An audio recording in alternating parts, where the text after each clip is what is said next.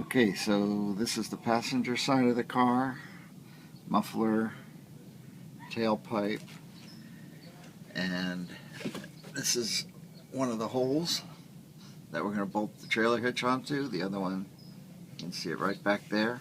This is the hole that we're going to feed the bolts through so that they can stick out. Move over to the driver's side of the car, so you have the exact same configuration over here. It doesn't look like we have to move the muffler or drop the exhaust to do this, so we're going to try it without dropping the exhaust first. Okay, so here's the trailer hitch itself. It came packaged very well, but it does have some scratches on it. There's an example, and there. I'm not going to touch it up or worry about it too much right now, because I think it'll pretty much be hidden once it's mounted on the car, and if it's not, I think it's just a spray paint would be okay to cover that up.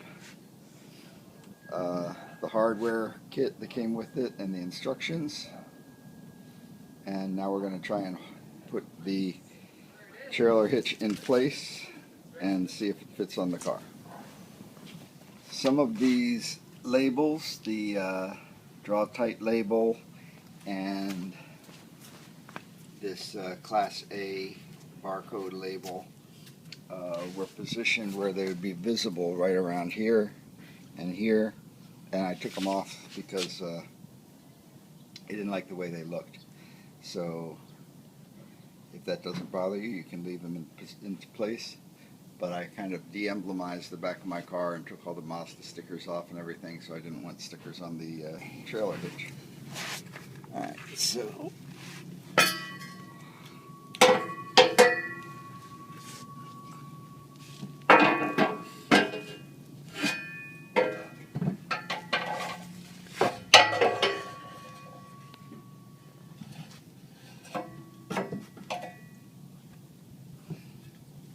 looks pretty good. Alright, it looks like we're not going to have to do anything to the exhaust before we put it up into place. I'm just holding it in place now to see if it lines up and the holes line up, and it looks like it does. Trying to look for a way that I can maybe tie this into place while we do the installation, but that doesn't look likely. Okay, so back up, Ben, so that I can pull this down. I don't have to worry about it falling on your head.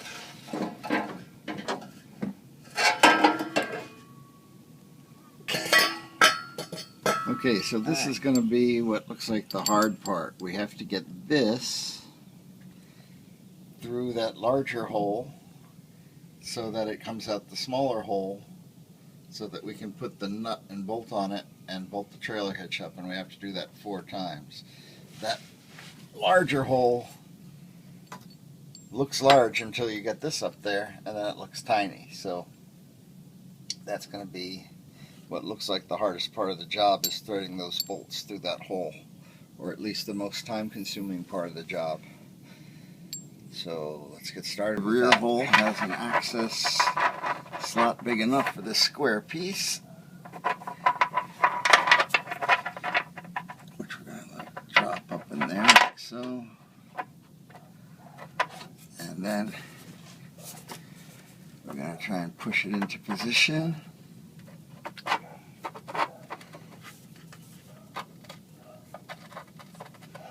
So that the square hole of the... Okay, so you can see we have the wire fished through the flat piece with the square hole in it up on top and in place.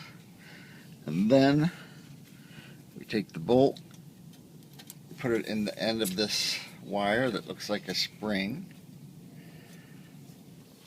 screw it in as far as I can, because we do not want it to fall off. Then we just thread the bolt through the big hole and pull it down through the middle, and once in place. Okay, now we're going to repeat that procedure for So the first bolt, we were able to use this as an access hole to get the square piece in. That made it a lot easier. For the second bolt, we have to use this round hole here. But now that I have a little bit of experience, I think it won't be that much of a problem. So put the square piece up through the access hole. Push it into place, get the square hole lined up with the round hole. Take one of these wires with the bolt on the end of it and go through the big hole and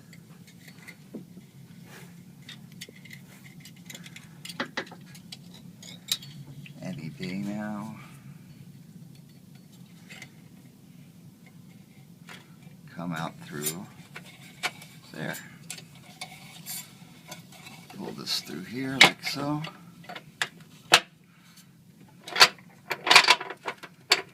And the second bolt's in position.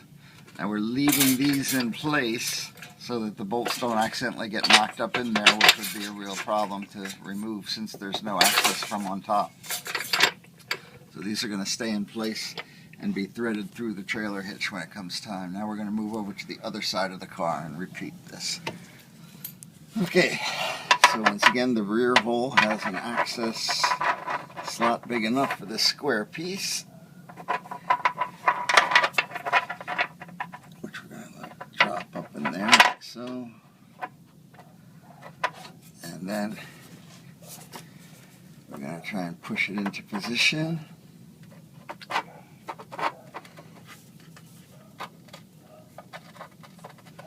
So that the square hole of the square piece lines up.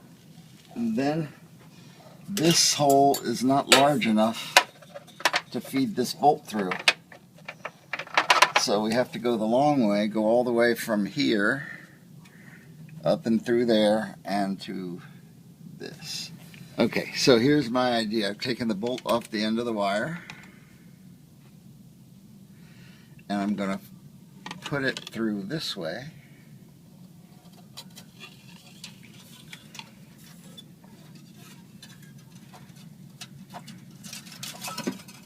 And that should make it a little easier because then all I have to do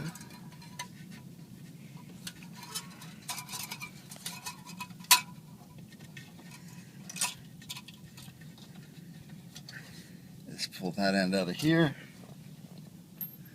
and put the bolt on and feed it through, and we'll call that the easy way.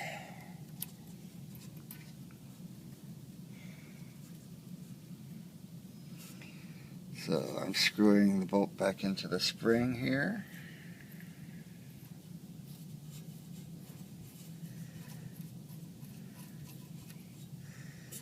And feeding it through the big hole. Through over here, and it drops down into place. And that took about 10 or 15 seconds instead of the 2 or 3 minutes I tried fooling around with it the other way. Okay, so this is the last hole. We put it up through the big hole, line it up with the little hole,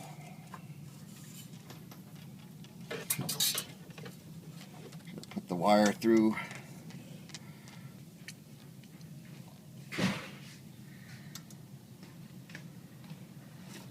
Okay, and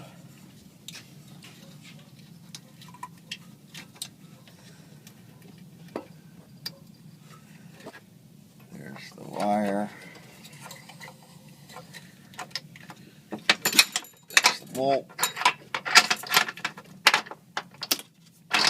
and yay, the last bolt is in place.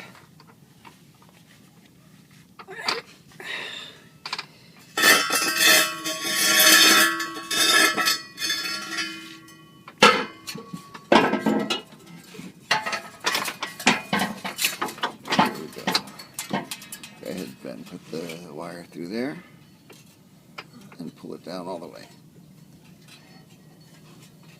Pull it down all the way. Okay, that's good. That's good. Okay. Excellent. Now, the other wire through the other hole. And you can let go of the other wire. Yeah. Now, put the other wire through that hole. And pull it down through the hole. You getting this, Tim? Okay.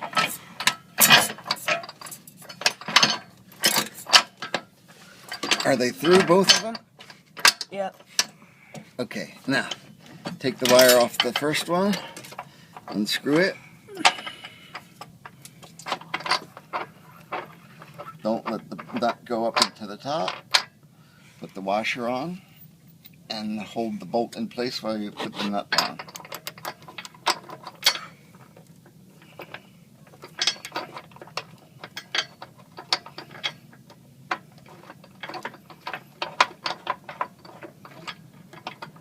Screw it up as far as you can with your finger.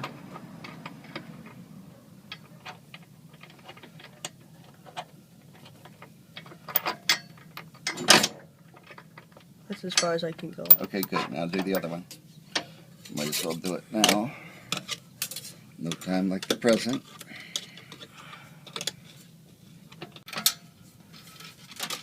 Okay. Okay, nut and washer and nut.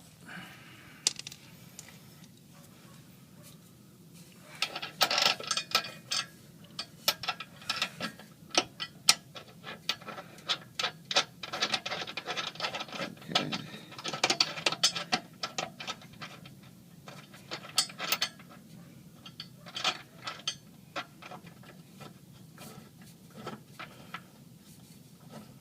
Okay, excellent. Now, Tim, go to the other side and videotape where the trailer hitch is. Okay, so when I held the other side up and my son was tightening the bolts, this side was just resting on this safely, so it wasn't as heavy as I thought it would be.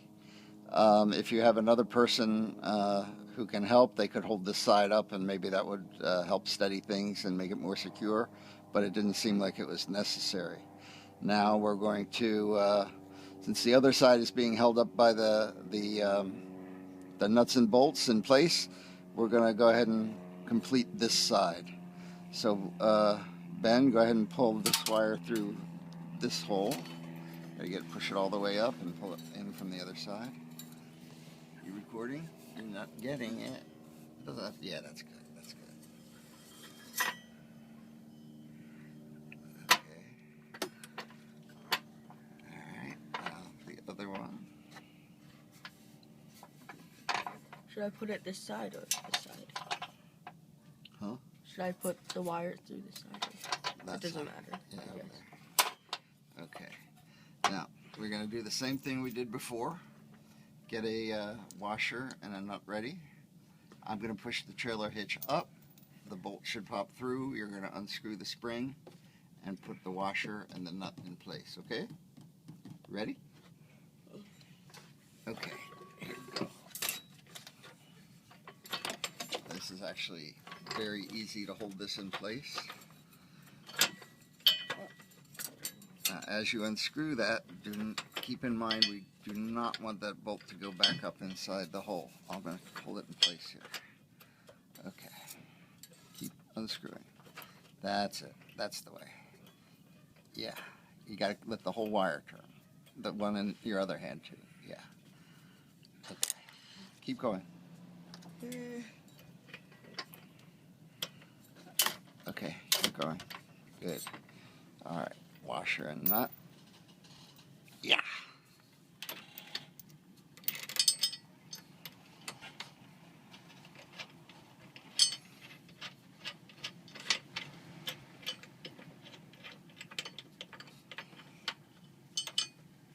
Okay, now I can stop holding it because that washer and nut's holding it in place. Let me see the other washer for a second. Keep filming. Okay, so you can see that the washer has like a side that's rough and a side that's smooth, and we want the rough side to go up like that and the smooth side down. All right, go ahead. So unscrew the other wire. Oh. Don't let the wire go into your eyeball. On my nose. Or your nose. Trying not to. Okay. Okay, good. Now all we have to do is keep the bolt from going up inside and put the last washer and nut in place.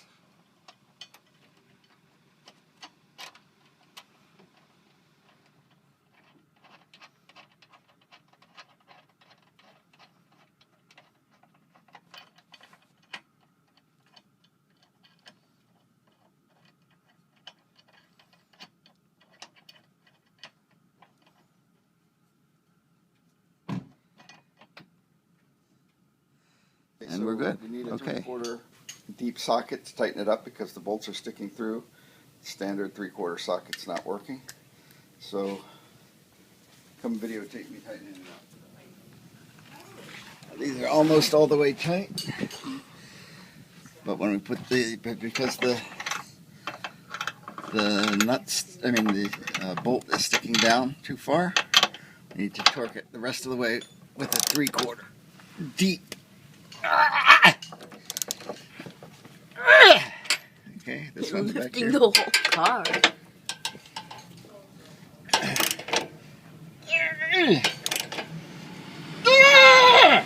Okay, other side.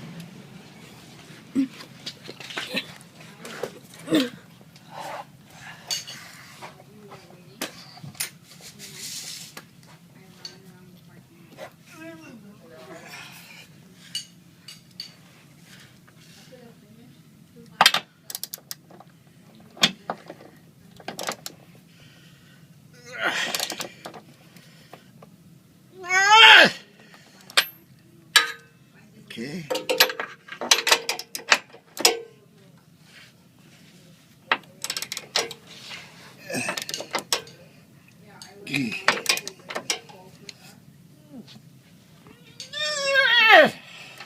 Okay, that's it. There is one small problem with this trailer hitch, and that is it does not extend past the bumper or even to the bumper. Get a experience that from the bottom. You can see that it ends right about there, but the bumper continues on to there. The extension is here. It's a 6-inch extension, and when we put it in the receiver, like so, it extends it just past the length of the bumper. So the trailer hitch scratches from shipping do appear to be somewhat visible. So I'm just going to touch that up right now with some primer, and we'll come back and shoot it with some glossy paint later. So here, hold that. No, you need to do like back here. Okay.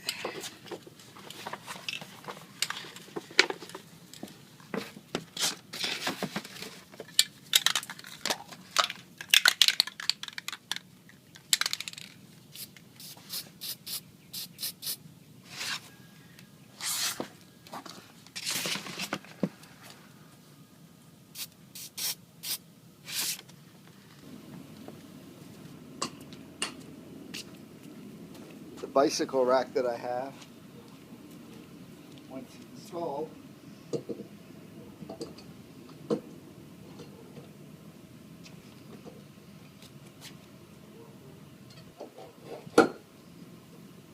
still leaves a couple of inches between the bumper and the vertical portion of the bicycle rack. What I'm concerned about is that if we put a bicycle here, that the wheels could hit the bumper and cause it to get scratched up.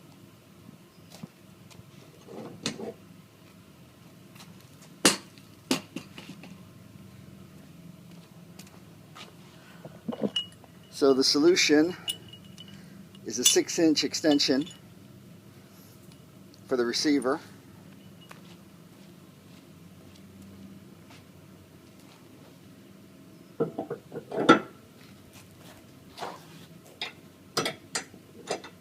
Goes into the receiver like so.